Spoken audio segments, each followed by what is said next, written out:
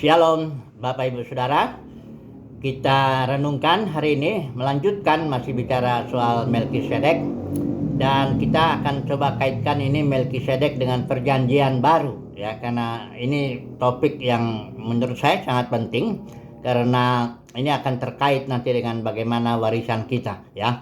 Nah, mari kita baca dulu. Saya harus pakai ILT karena kalau pakai LAI nama-nama Elohim itu tidak jelas di sana ya.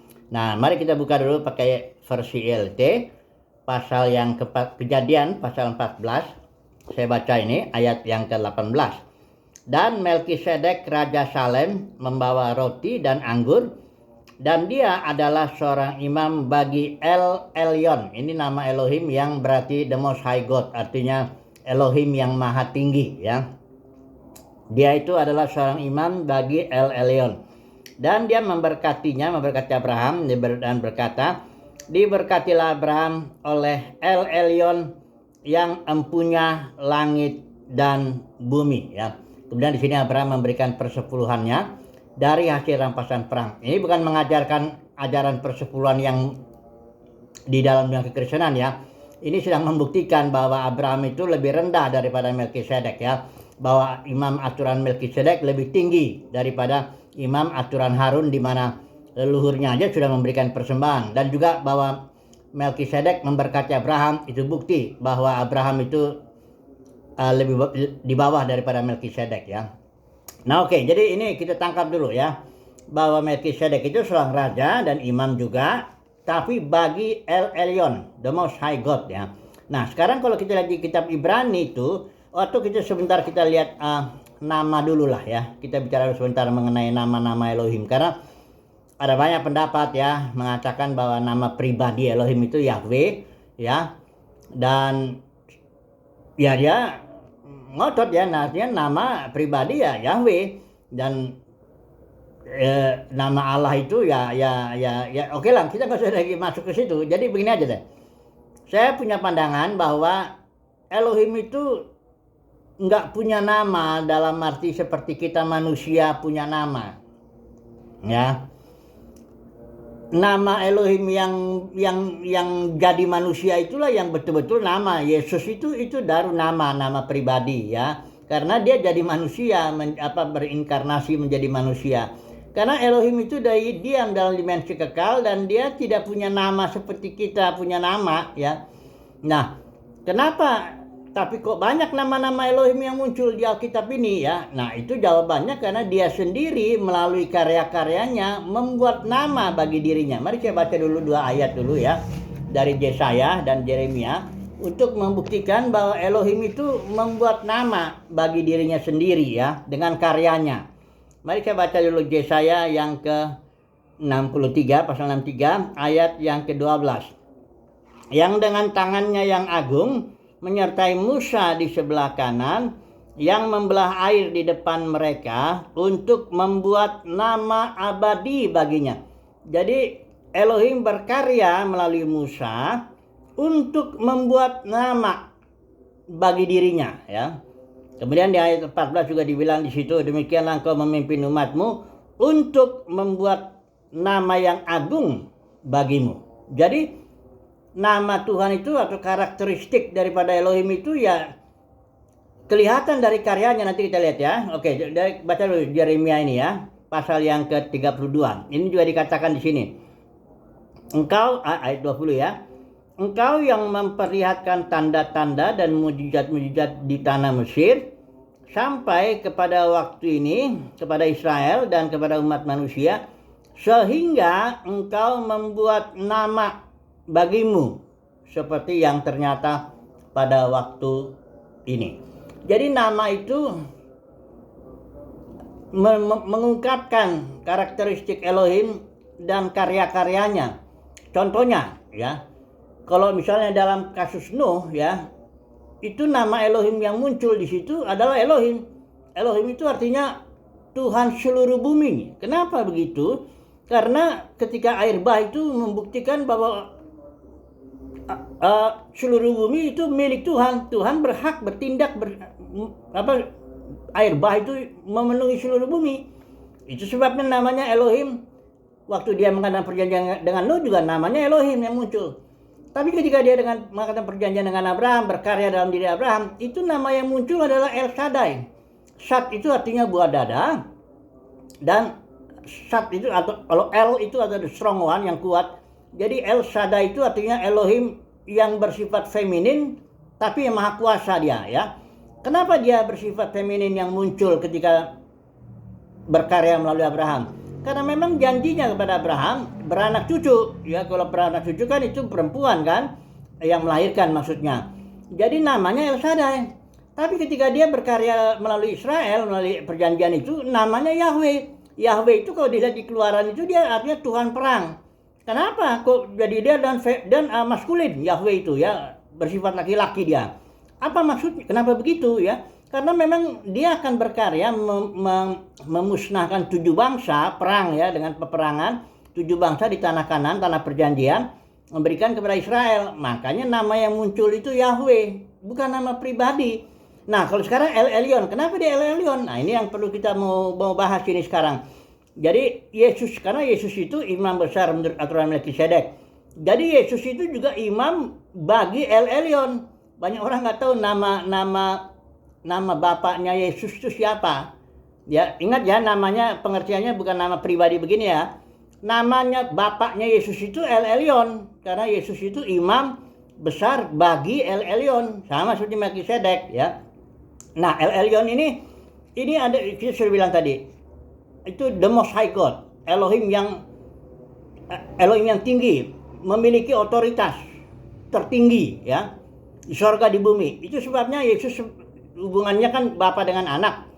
Ya, Yesus itu jadi setelah dia mati bangkit, dia mendapat warisan. Warisannya apa? Yesus bilang, segala otoritas di sorga di bumi telah diberikan kepadaku setelah kebangkitannya itu. Itulah dasar kenapa aku mengutus engkau untuk menginjil. Jangan takut, karena keselamatan itu soal otoritas. Aku yang punya otoritas. Kalau aku tarik orang kepadaku, ya dia mesti datang, ya. Nah, jadi saudaraku, inilah yang menjadi renungan kita pagi hari ini. Bahwa El Elyon itu, bahwa kita juga menjadi imam-imam bagi El Elyon, ya. Nah, kalau kita nanti sudah dewasa, ya, sudah akil balik kalau istilah Galatia itu, kita juga akan menerima warisan. Warisannya apa? Warisannya otoritas itu. Bersama dengan Kristus kita menerima warisan otoritas di sorga di bumi. Untuk apa? Otoritas.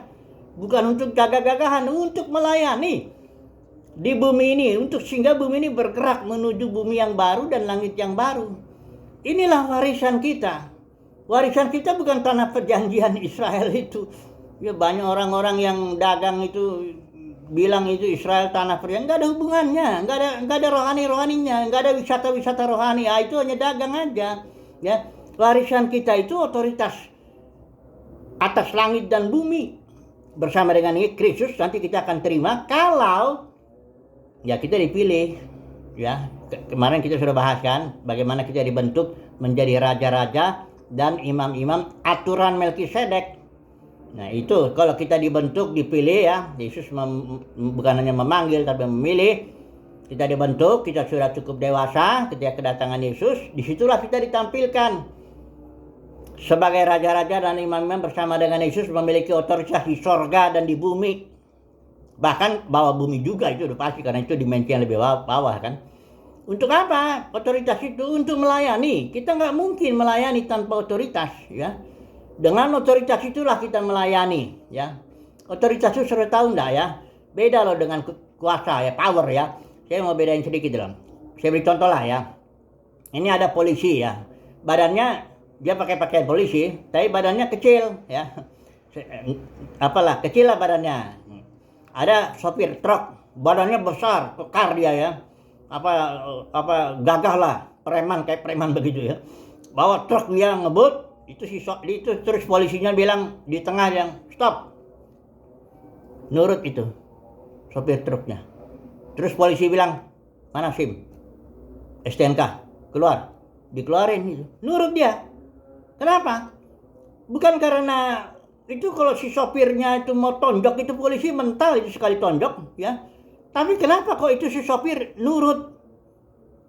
Kalau suruh apapun, stop. Mana suratnya, nurut semuanya. Itu kenapa? Karena polisi itu punya otoritas. Otoritasnya itu disimbolkan oleh pakaiannya itu. Ya jangan coba-coba berhentiin truk itu nggak pakai pakaian polisi, itu cuma ditabrak itu nanti tuh. Jadi otoritas itu membuat kita bisa merintah. Bukan kuasa, bukan. Kalau bilang bertobat kau ya, bertobat dia. Yesus itu punya otoritas ya. Bayangin Lewi itu, Matius sedang sibuk ngurusin duit. Biasanya orang kalau udah ngurus duit nggak bakalan dia mau apa itu. Yesus cuma bilang, hai Lewi, Matius, ikut aku. Ikut dia. Ya, jadi saudara jangan pikir keselamatan itu soal kemauan manusia, ya respon manusia, nggak ada. Keselamatan itu soal Yesus. Yesus sudah tegas bilang, kok nggak ada seorang pun dapat datang kepadaku kalau nggak Bapa ini berikan kasih karunia. Jadi kalau aku perintahkan, datang kau, datang. Ya, kalau aku perintahkan atau kalau aku biarkan, ya biarin. Jadi kita akan melayani nanti di zaman berikut kalau kita sudah cukup matang bersama dengan Kristus kita, dengan otoritas yang atas sorga dan bumi, bahkan bawah bumi juga. Sehingga nanti langit dan bumi baru itu menyatulah itu semua, dimensi sorgawi, dimensi bumi itu, bawah bumi juga, akhirnya menyatulah itu di dalam sehingga Bapa menjadi semua dalam semua. Jadi inilah dia nama Melkisedek itu terkait dengan perjanjian baru. Inilah warisan kita. Nah masalahnya dalam kekristenan ini Melkisedek ini hampir nggak pernah dibicarakan. Banyak orang malah nggak tahu ada nggak Melkisedek itu. Siapa itu Melkisedek? Ya. Dia raja dan imam ya. Jadi terkait dengan warisan kita. Nah ini dalam kekristenan ini banyak orang ngomong percaya Yesus masuk surga. Maksudnya apa? Percaya Yesus, jadi bayi-bayi itu masuk surga semua. Bayi-bayi rohani itu masuk surga itu. Karena surganya konsepnya aneh.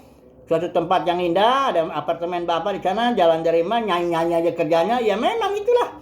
Kalau emang begitu, memang jangankan bayi-bayi rohani. Saya kira para penjahat pun, para garong pun masuk situ nggak apa-apa. Ya, bukan begitu Bapak Saudara. Ya, konsep Alkitab itu bahwa kita akan menerima warisan kalau kita bisa bertumbuh, dewasa, akil balik, ya dewasa, nggak anak-anak lagi, dan bisa menjadi imam-imam raja-raja menurut aturan Melkisedek, supaya kita menerima warisan kita, yaitu otoritas di sorga dan di bumi. Untuk apa? Melayani, memulihkan bumi ini, supaya bumi ini bergerak menuju bumi yang baru dan langit yang baru juga. Semoga lah ya, saudara dan saya mendapat kasih karunia untuk bukan hanya dipanggil, tapi dipilih oleh Yesus. Supaya kita bisa nanti bersama-sama dengan dia, ya satu tim itu. Kalau di Alkitab kerajaan 1000 tahun terus langit berjaman-jaman lah ya. Haleluya, amin.